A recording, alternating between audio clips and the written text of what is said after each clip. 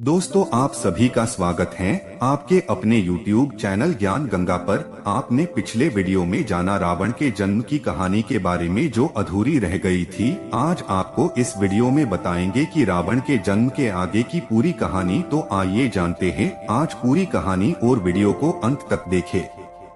अगस्त मुनि ने कहना जारी रखा।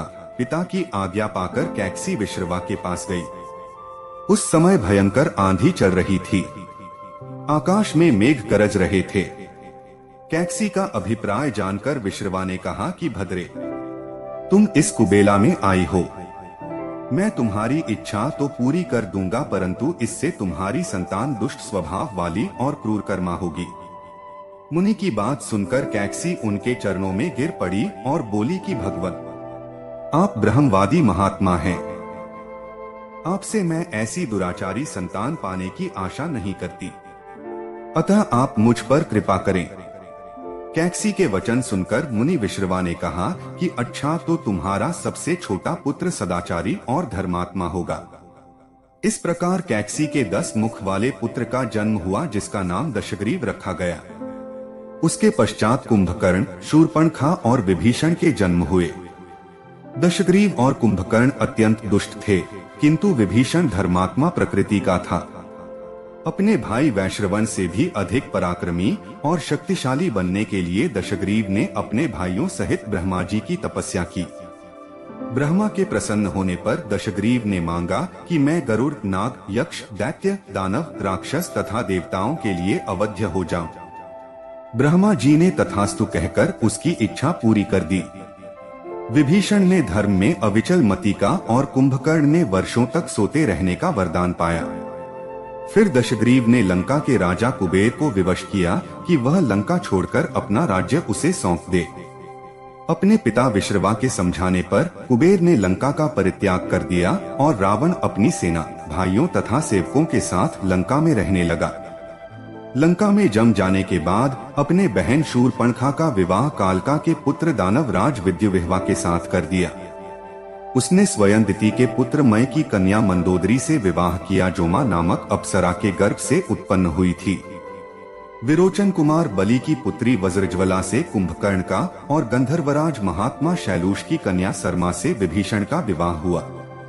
कुछ समय पश्चात मंदोदरी ने मेघनाद को जन्म दिया, जो इंद्र को परास्त कर संसार में इंद्रजित के नाम से प्रसिद्ध हुआ। सत्ता के मद में रावण उच्छृंखल हो देवताओं, ऋषियों, यक्षों और गंधर्वों को नाना प्रकार से कष्ट देने लगा। एक बार उसने कुबेर पर चढ़ाई करके उसे युद्ध में पराजित कर दिया और अपनी विजय की स्मृति के रूप में कुबेर के पुष्पक विमान पर अधिकार कर लिया। उस विमान का वेग मन के समान तीव्र था। वह अपने ऊपर बैठे हुए लोगों की इच्छानुसार छोटा या बड़ा रूप धारण कर सकता था। विमान में मणि और सोने की सीढ़ियां बनी हुई थीं और तपाए हुए सोने के आसन बने हुए थे। उस विमान पर बैठकर जब वह शरवण नाम से प्रसिद्ध सरकंडों के विशाल वन से होकर जा रहा था, तो भगवान शंकर के पार्षद नंदीश्वर ने उसे रोकते हुए कहा कि दशग्रीव, इस वन में स्थित पर्वत पर भगवान शंकर क्रीड़ा करते हैं, इसलिए यहाँ सभी सुर, असुर, यक्ष आदि का आना निषिद्ध कर दिया गया है। नंदीश्वर के वचनों से क्रुद्ध होकर रावण विमान से उतरकर भगवान शंकर की ओर चला। उसे रोकने के लिए उससे थोड़ी दूर पर हाथ में शूल लिए नंदी दूसरे शिव की भांति खड़े हो गए। उनका मुख वानर जैसा था। उसे देखकर रावण ठहाका मारकर हंस पड़ा। इससे कुपित हो नंदी बोले कि दशानन, तुमने मेरे वानर रूप की अवहेलना की है, इसलिए तुम्हारे कुल का नाश करने के लिए मेरे ही समान पराक्रमी रूप और तेज से संपन्न वानर उत्पन्न होंगे। रावण ने इस ओर तनिक भी ध्यान नहीं दिया और बोला कि जिस पर्वत ने मेरे विमान की यात्रा में बाधा डाली है, आज मैं उसी को उखाड़ फेंकूंगा। यह कहकर उसने पर्वत के निचले भाग में हाथ डालकर उसे उठाने का प्रयत्न किया। जब पर्वत हिलने लगा तो भगवान शंकर ने उस पर्वत को अपने पैर के अंगूठे से दबा दिया। इससे रावण का हाथ बुरी तरह से दब गया और वह पीड़ा से चिल्लाने लगा। जब वह किसी प्रकार से हाथ न निकाल सका तो रोते रोते भगवान शंकर की स्तुति और क्षमा प्रार्थना करने लगा। इस पर भगवान शंकर ने उसे क्षमा कर दिया और उसके प्रार्थना करने पर उसे एक चंद्रहास नामक खड्ग भी दिया।